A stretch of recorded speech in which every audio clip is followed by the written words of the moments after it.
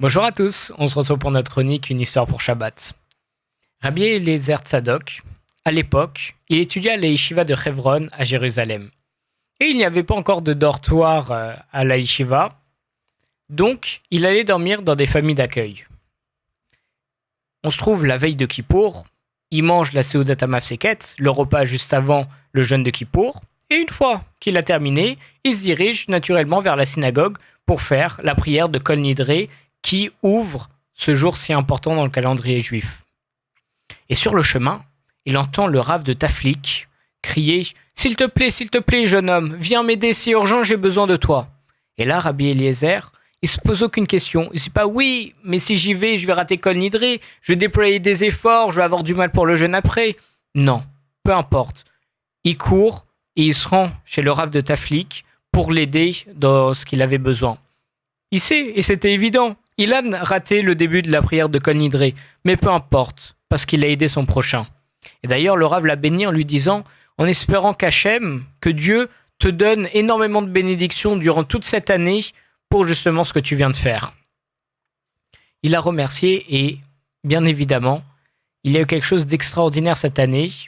À partir de cette année-là, le Rabbi Eliezer, il était capable d'apprendre près de 30 dapim de Gemara, près de 30 pages de Gemara par cœur et les retenir parfaitement, par jour, ce qui est absolument énorme.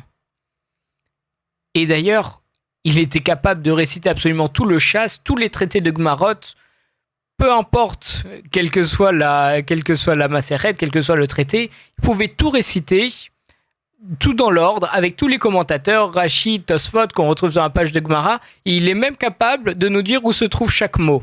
Il avait une érudition et une mémoire par rapport à ça extraordinaire. Et tout ça grâce à quoi ?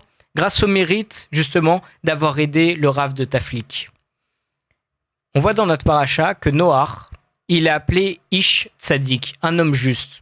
Il n'y a que deux personnes qui sont appelées hommes justes dans la Torah, c'est Noach et Yosef. Et pourquoi Noach il a été appelé homme juste ? Parce que lui, il faisait très attention à son prochain. On sait qu'il vivait dans une génération de mécréants. Et il essayait à chaque fois de leur faire entendre raison. Et parce qu'il allait continuellement et sans cesse, même lorsqu'il disait non, vers son prochain, alors par ce mérite, il était homme tzaddik et il a eu le mérite, donc, après 500 ans d'existence, d'avoir 3 fils. Et tout ça pourquoi ? Parce qu'il allait vers son prochain. Et d'ailleurs, on voit le principe Mida keneged Mida, mesure pour mesure. Si toi, tu veux la bénédiction, alors sois une bénédiction pour les autres. Si tu vas vers ton prochain et que tu veux faire du bien pour ton prochain, alors tu seras récompensé et même récompensé au centuple. Shabbat shalom tout le monde.